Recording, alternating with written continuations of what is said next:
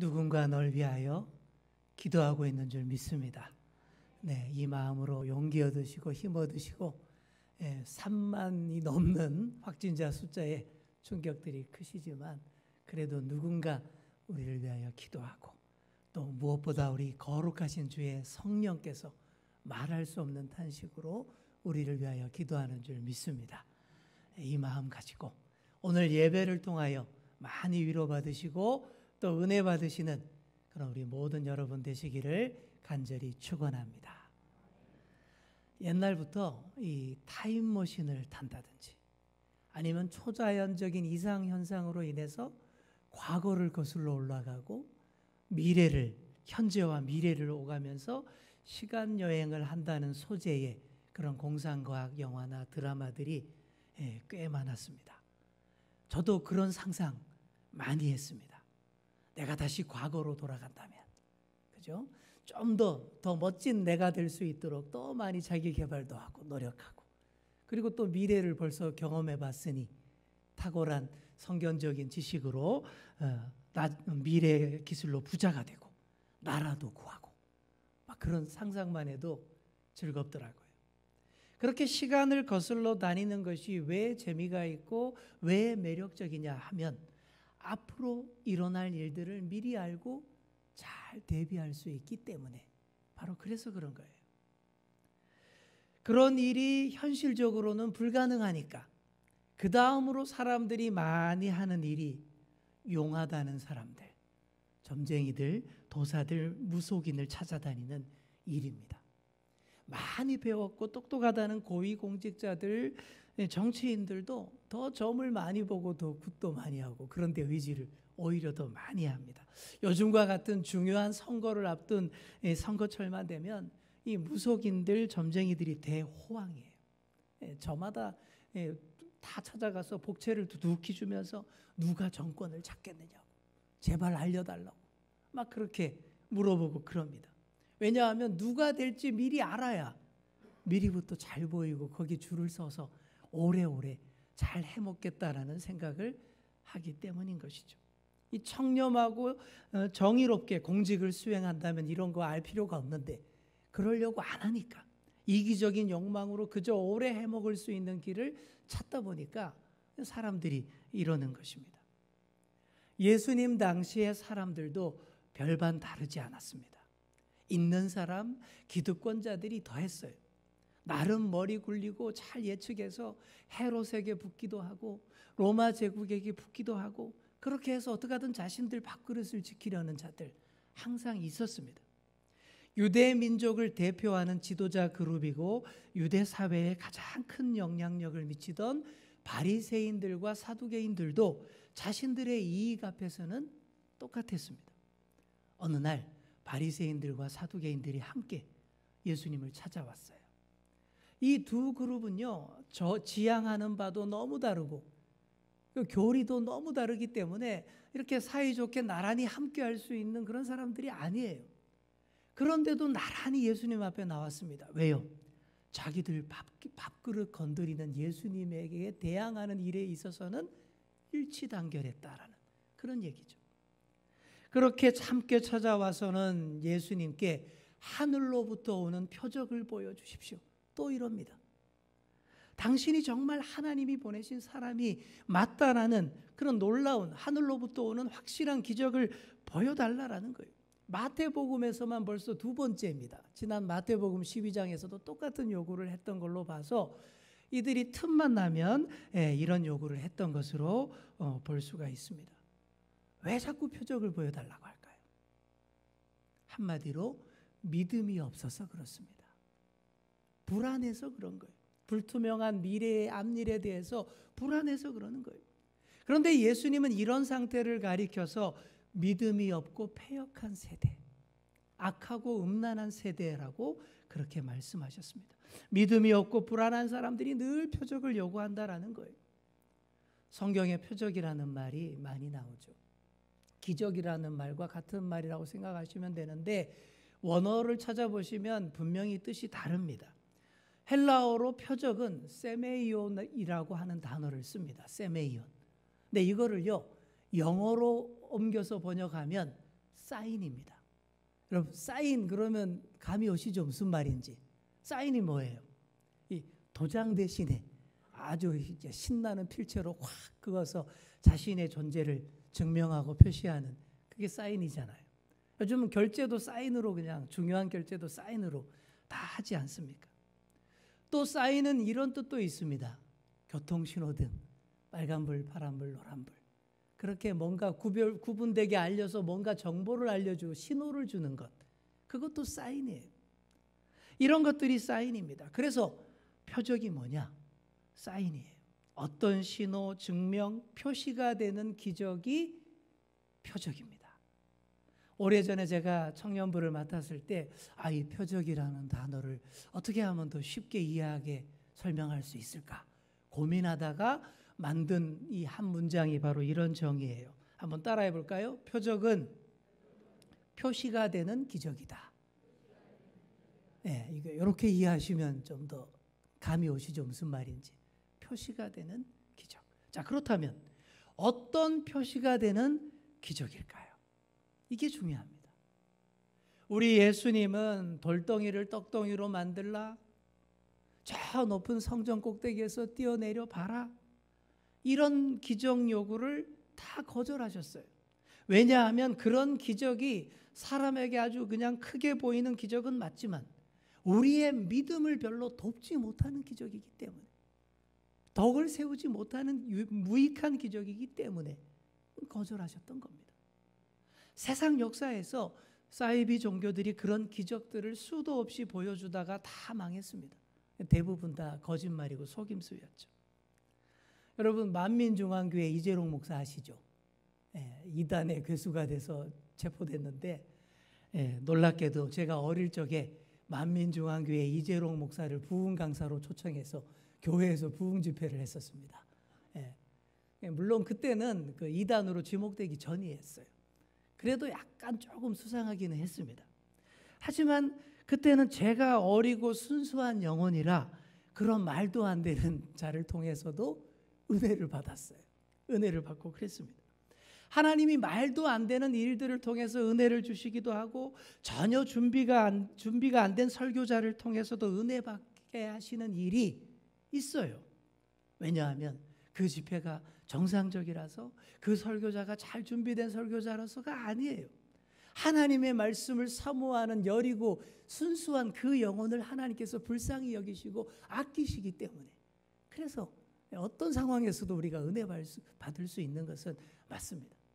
근데 그런 집회 이후에 보니까 점점 더 이 만민중앙교회가 이상해지더라고요. 나중에는 완전히 이단으로 정죄가 되었고, 나중에 이단 정죄받고 어떤 TV 프로그램, 시사 프로에서 방영해 주는 걸 봤더니 정말 가관이었습니다. 무슨 벌거벗은 임금님 동화처럼 막 그렇게 하고 있더라고요. 믿음 좋은 사람들에게만 보인다면서 지금 이 자리에 천사들이 내려와 있습니다. 지금 설교하시는 목사님 마이크에 여기 천사가 앉아 있는데 여러분 다 보이시죠? 안 보인다 그러면 믿음 없는 가라지라 그러니까. 그죠? 누가 안 보인다 그러겠습니까? 그러고 있더라고요. 어떤 이상한 교회에서는요, 집회를 하는데 여기 중간에다가 화롯불을 크게 이렇게 딱 피워놓고 성령 집회를 한다면서 그렇게 하는데, 성령이 비둘기처럼 강림하는 것을 보여준답시고 몰래 천장에다 비둘기들을 숨겨놨어요.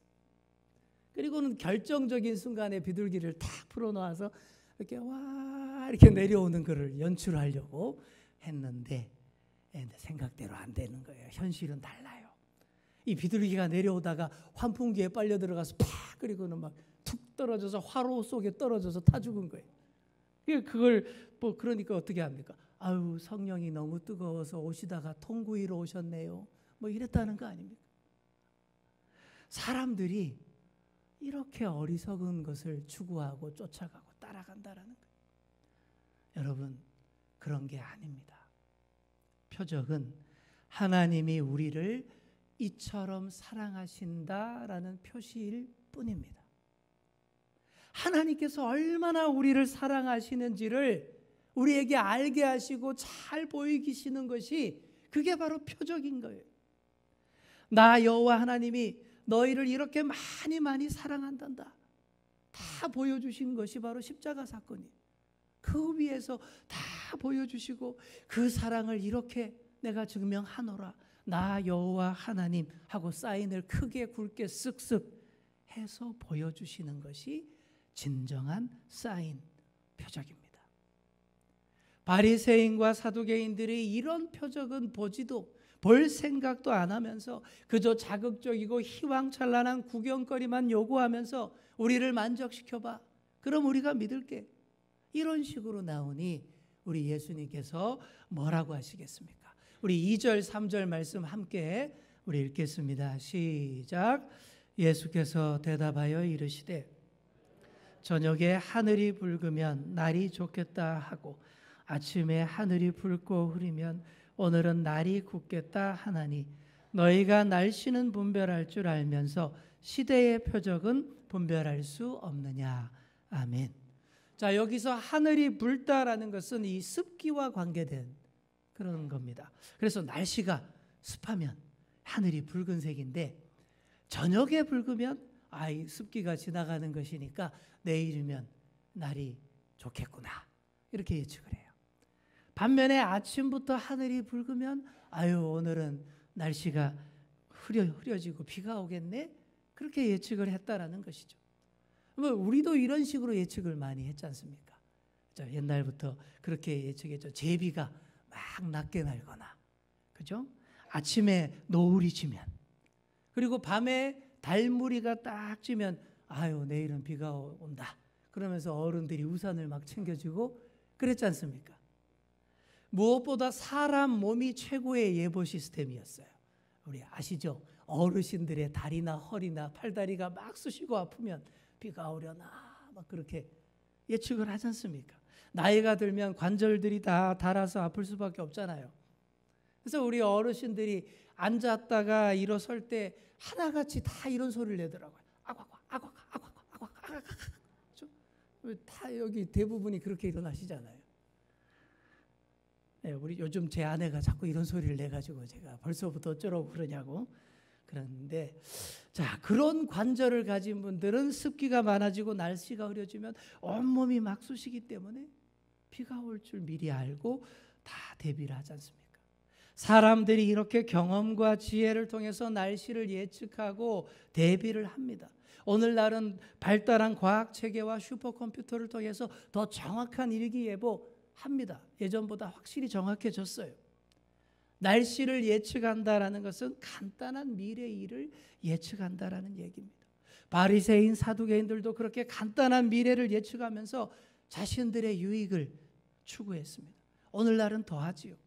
그동안 축적된 데이터와 통계학 자료들을 기반으로 해서 꽤 정확하게 예측을 다 합니다. 정치권 동향, 경제 동향, 기업, 부동산, 주식 동향 등을 예측하고 미래를 위해 투자를 합니다. 하지만 급변하는 시대 흐름 가운데에서 모든 것을 다 정확하게 예측하는 사람 보셨어요? 전 아직까지 한 명도 보지 못했습니다. 그런 사람 없어요. 확률 게임이고 확률은 결국 50%입니다. 맞거나 틀리거나 반반일 뿐이에요. 저도 그 정도는 해요. 제가 여기서 뭘 예언하든 맞거나 틀리거나 50%입니다. 여러분도 다 그 정도는 하지 않습니까? 고3 수험생 친구들 셋이서 길거리에 점쟁이를 찾아갔습니다. 그리고 물어봤어요. 우리 세 친구가 이번에 대학 입시 시험을 보는데 우리 셋 중에 몇 명이나 합격하겠습니까? 뭐 재미삼아 물어봤겠죠. 그랬더니 그 점쟁이가 아주 근엄한 표정으로 아무 말도 안 하고 딱 손가락 하나만을 딱 보이는 거예요. 그리고는 아무 말도 안 했습니다. 나중에 시험을 봤는데 진짜 딱 한 친구만 합격을 한 거예요. 용하다. 그 점쟁이 용하네. 가서 물어봤대요. 그거 어떻게 그렇게 정확하게 맞히셨어요? 그랬더니 영업 비밀이라서 잘 안 알려주는데 그래도 그렇게 얘기하는 거예요. 아니 당연한 거 아니냐? 그게 뭐 어려워. 오로지 손가락 한 개. 난 이걸로만 점을 봐준다고. 그죠? 한 개. 한 명만 붙는다라는 소리도 되지만 한 명만 떨어진다라는 얘기도 되고 한 사람도 남김없이 다 붙어 이런 말도 되고 한 사람도 빠짐없이 다 떨어진다라는 말도 되지 않냐. 그랬다라는 거예요. 어떻습니까? 이런 식이라는 거예요.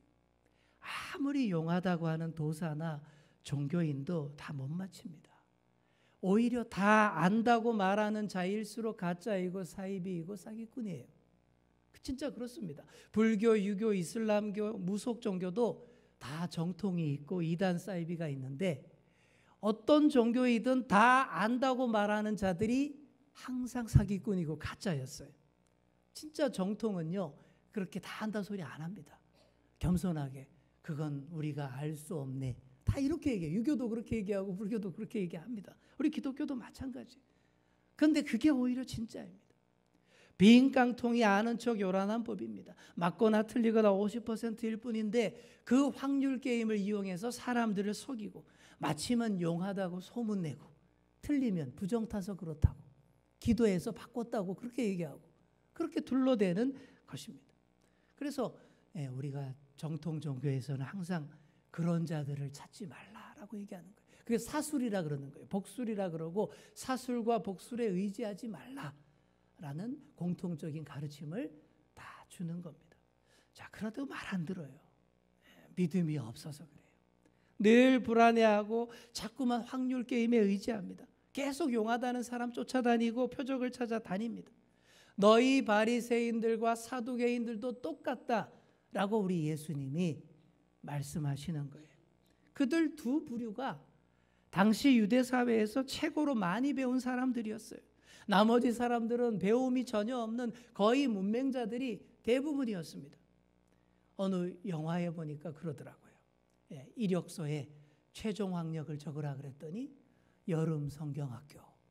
그게 최종 학력이라고. 그거 보면서 되게 많이 웃었어요. 근데 그게 거짓이 아닙니다. 옛날에 실제로 그렇게 많이 배우지 못한 분들이 훨씬 더 많았어요. 정말 바리새인과 사두개인들만 대학 나왔지 나머지 유대인들은 다 최종 학력이 여름 성경학교입니다. 그걸 통해서 하나님 예배하는 법 배운 사람들 대부분이었던 거죠. 바리새인들이 그런 사람들 앞에서 으스대고 있는데 그 사회적 지위와 학력 수준으로는 존경과 부러움을 살 수 있을지 모르지만 그들이 오히려 예수님 보기에는 영적으로 우둔한 자들, 아무것도 모르는 자들, 소경된 자로서 다른 소경들을 인도하는 그런 자들이다라는 것입니다. 그래서 예수님의 말씀은 이것입니다. 너희가 날씨는 예측하고 간단한 미래는 예측해서 너희 자신들의 욕망과 욕심에 대해서는 그렇게 잘 알고 빠르게 대처하면서 왜 시대의 표적은 분별하지 못하느냐. 우리 옆에 계신 분께 이렇게 이야기해 주겠습니다. 날씨만 예측 말고 시대의 표적을 분별합시다. 아멘. 예수님이 시대의 표적을 말씀하셨는데 이게 뭘까요? 시대의 표적이 뭘까요? 당시 어떤 시대였습니까? 팍스 로마나 로마 제국이 강력한 힘으로 주변 국가들을 다 제압해서 전쟁이 안 일어나는 거짓 평화의 시대였습니다. 뭐 그것도 평화라면 평화겠죠. 그런 시점에서 로마에게 굴복하고 아부하면서 잘 먹고 잘 살라는 얘기겠습니까? 모든 길은 로마로 통한다라고 했으니 그 길 따라서 전 세계를 돌아다니며 장사해서 잘 먹고 잘 살라 그런 얘기일까요? 그런 게 아닙니다. 예수님이 말씀하시는 것은 성경 속에 나타난 시대의 표적을 보라라는 얘기입니다. 구약 성경은 미래의 한때에 초점을 맞추고 있습니다. 미래의 한때. 그때가 어떤 때입니까? 하나님의 아들이 오셔서 세상의 죄악을 심판하시고 하나님의 백성을 구원하시는 때, 하나님 나라를 시작하시는 때, 바로 그때인 거예요. 그때를 가리킵니다. 모든 성경이 다 그때를 가리켜요. 그래서 시대의 표적을 분별하려면 성경을 깊이 봐야 합니다. 그런데 그것도 아주 잘 들여다보셔야 돼요. 바리새인 사두개인처럼 삐딱하게 들여다보고 자기네 이익을 위해서 돈벌이에 유리하게만 그렇게 해석하면 안 됩니다. 성경을 깊이 있게 잘 들여다보시면 분명히 우리에 대한 하나님의 구원 계획을 정확하게 말씀하고 있습니다. 또한 예수님의 삶과 인격과 가르침을 봐야 된다라는 말씀이에요. 예수님께서 유대 땅에 사시면서 그동안 보여주신 말씀과 사역들, 그게 다 무엇을 말하는 것입니까? 이 땅에 하나님 나라가 이미 시작되었다. 바로 그 얘기예요. 딴 얘기 아닙니다. 그게 명백한 그 시대의 표적이었습니다. 그래서 예수님 말씀은 구약 성경이 약속한 메시아에 대한 것들이 예수 그리스도를 통해서 다 나타나고 있는데, 지금 예수님을 통해서 말씀과 능력이 얼마나 많이 나타나고 있는데 뭔 또 다른 표적을 보여달라는 것이냐, 그 얘기입니다. 얼마 전 세례 요한으로 인해서 저녁 하늘이 붉었고 지금 예수님으로 인해서 온 하늘이 밝게 빛나고 있지 않느냐. 이걸 보면서 바르게 시대의 표적을 분별해야 되지 않겠느냐. 왜 그걸 못 보느냐. 바로 이런 말씀인 것입니다. 그래서 우리가 시대의 표적을 잘 읽고 세상에 지지 않으려면 맹목적으로 세상의 흐름을 따라갈 게 아닙니다. 여러분, 세상의 풍파, 세상의 흐름은요, 넓고 좋아 보이고 겉으로는 참 멋있어 보이고 편안해 보입니다. 하지만 가볍고 얄팍한 미래 예측일 뿐 결코 영원한 길이 아닙니다.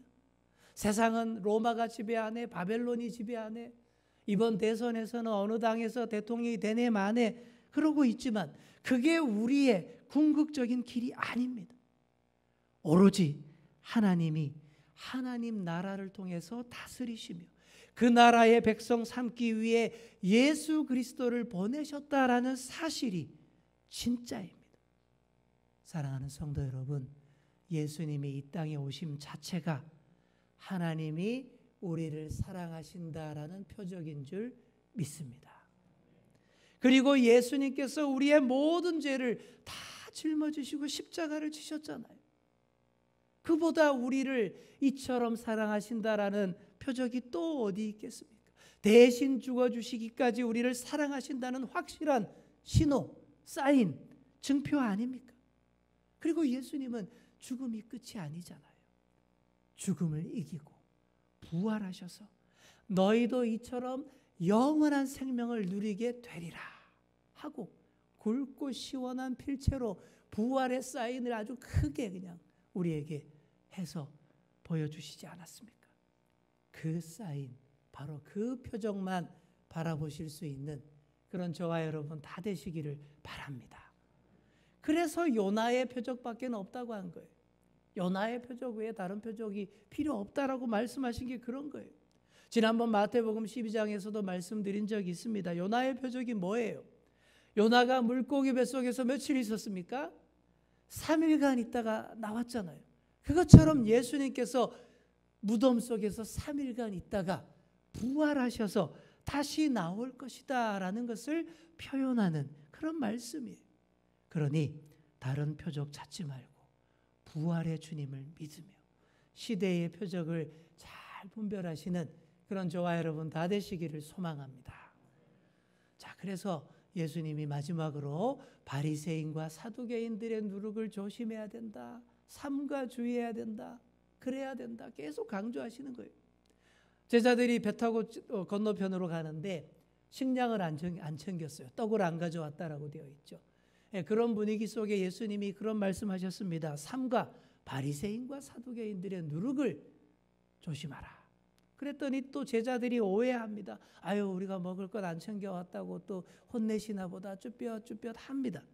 참 답답하죠. 그러자 예수님이 잘 설명을 해 주십니다. 어찌 너희가 먹을 떡이 없다고 걱정하냐? 떡은 얼마든지 있지 않냐? 그런 얘기예요. 내가 오병이어 기적으로 5,000명 먹이고 몇 바구니나 남았고 4,000명 먹이고 또 몇 광줄이나 거두었냐? 뭐 아직도 떡 가지고 고민하느냐? 그게 아니라 바리새인과 사두개인의 누룩을 조심하라고 그렇게 얘기해요. 그제서야 제자들이 깨닫습니다. 아, 여기서 말하는 이 떡의 누룩이라는 게 정말 먹을 떡을 말하는 게 아니라 바리새인과 사두개인들의 교훈과 가르침을 조심하라 하시는구나 깨닫게 됩니다. 여러분, 바리새인의 누룩, 바리새인의 가르침이 뭡니까? 제가 그동안 많이 설명드렸죠. 바리새인들의 교훈, 누룩은 늘 화려한 표적을 구하고 율법에 얽매이는 종교 결벽증의 누룩입니다. 하나님 말씀의 본래적인 뜻은 외면하고 입술로만 겉모양으로만 꾸며 외식하는 그런 연기자의 모습, 그게 바리새인들의 누룩이에요. 사두개인들의 누룩은 여러분들 잘 모르죠. 사두개인들은 이런 사람들이었어요. 성전 중심의 종교 귀족들, 기득권자들 무리입니다. 그런데 이들의 문제는요, 이들의 교리를 보면 모세 오경만 성경으로 인정을 했습니다. 그리고 천사도 믿지 않고 부활도 믿지 않는 사람들이에요. 그럼 어떻게 되겠습니까?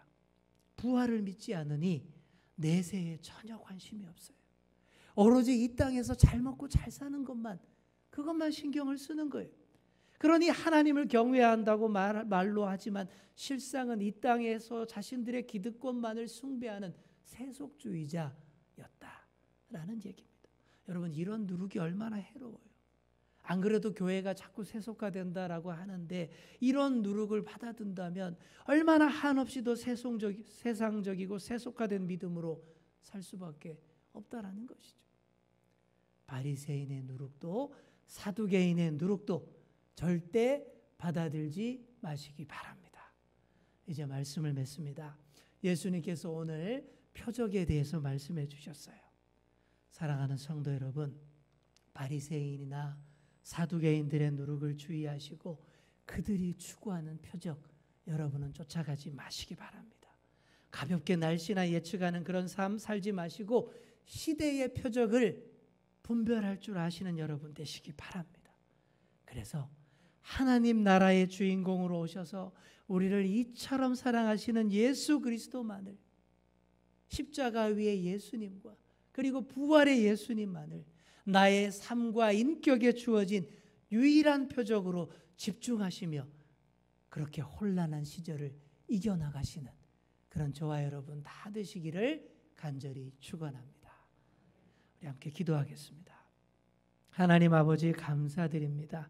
오늘도 거룩한 주일 예배를 통해 귀한 말씀 듣게 하시니 감사합니다. 세상은 여전히 헛된 징조와 표적을 구하고 섣불리 앞날을 예측하며 잘못된 길로 달려갑니다. 우리가 그런 바리새인과 사두개인의 누룩에 전염되지 않게 하여 주옵소서.